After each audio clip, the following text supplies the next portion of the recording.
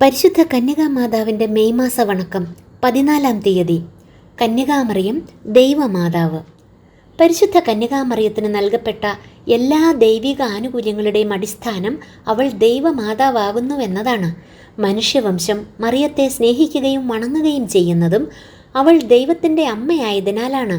വേദപുസ്തകത്തിൻ്റെ ആരംഭത്തിൽ തന്നെ ദൈവപുത്രൻ്റെ അമ്മയെക്കുറിച്ച് പ്രതിപാദനമുണ്ട്. മറിയത്തിൻ്റെ ദൈവമാതൃത്വത്തെ തള്ളിപ്പറഞ്ഞിട്ടുള്ള സഭാവൈരികളെ 431 എഫേസൂസിൽ ചേർന്ന സൂനഹദോസ് ഔദ്യോഗികമായി അപലപിച്ചു.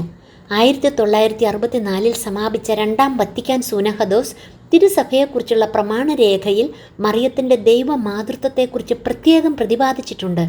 ലോകരക്ഷകൻ്റെ ആഗമനത്തെയും സഹനത്തെയും മരണത്തെയും കുറിച്ച് ക്രിസ്തുവിന് 700 കൊല്ലം മുമ്പ് പ്രസംഗിച്ച യേശയ്യാ പ്രവാചകനെ ശ്രവിക്കുക. അതിനാൽ കർത്താവ് തന്നെ നിനക്കൊരടയാളം നൽകും. കന്യക ഗർഭം ധരിച്ച ഒരു പുത്രനെ പ്രസവിക്കും. അവൻ എമ്മാനുവൽ എന്ന് വിളിക്കപ്പെടും. പുതിയ നിയമത്തിൽ മറിയം ദൈവമാതാവാണെന്നുള്ളതിന് ഒട്ടേറെ തെളിവുകളുണ്ട്. സുവിശേഷകനായ മത്തായി പ്രസ്താവിക്കുന്നു, യാക്കോബ് മറിയത്തിൻ്റെ ഭർത്താവായ യൗസേപ്പിൻ്റെ പിതാവായിരുന്നു. അവളിൽ നിന്ന് ക്രിസ്തു എന്ന് വിളിക്കപ്പെടുന്ന യേശു ജനിച്ചു.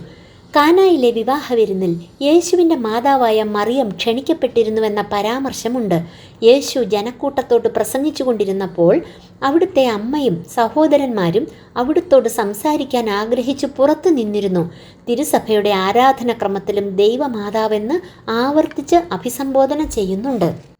നമുക്ക് പ്രാർത്ഥിക്കാം. ദൈവപുത്രനായ ഈശോനാഥ, സ്ത്രീകളിൽ വാഴ്ത്തപ്പെട്ടവളും വരപ്രസാദപൂരിതയുമായ കന്യകാമറിയത്തെ അങ്ങയുടെ മാതാവായി തെരഞ്ഞെടുത്തതിന് ഞങ്ങൾ അങ്ങയെ സ്തുതിക്കുന്നു. മാതാവായ മറിയത്തെ അങ്ങയുടെ കുരിശുമരണവേളയിൽ ഞങ്ങൾക്കും അമ്മയായി നൽകിയതിന് ഞങ്ങൾ നന്ദി പറയുന്നു. പരിശുദ്ധ കന്യകാമാതാവേ, ഞങ്ങളെ അങ്ങയുടെ മക്കളായി സ്വീകരിച്ചു കൊള്ളണമേ. അങ്ങയുടെ തിരുക്കുമാരന് സംപ്രീതമായ ജീവിതം നയിക്കുവാൻ ഞങ്ങളെ സഹായിക്കുകയും ചെയ്യണമേ. ആമേൻ. ജന്മപാപമില്ലാതെ ഉത്ഭവിച്ച ശുദ്ധമറിയമേ, പാപികളുടെ സങ്കേതമേ, ഇതാ നിന്റെ സങ്കേതത്തിൽ ഞങ്ങൾ തേടി വന്നിരിക്കുന്നു. ഞങ്ങളുടെ മേൽ അലിവായിരുന്ന് ഞങ്ങൾക്ക് വേണ്ടി നിന്റെ തിരുക്കുമാരനോട് പ്രാർത്ഥിച്ചു കൊള്ളണമേ. സുകൃതജപം. ദൈവമാതാവായ മറിയമേ, ഞങ്ങൾക്ക് വേണ്ടി പ്രാർത്ഥിക്കണമേ.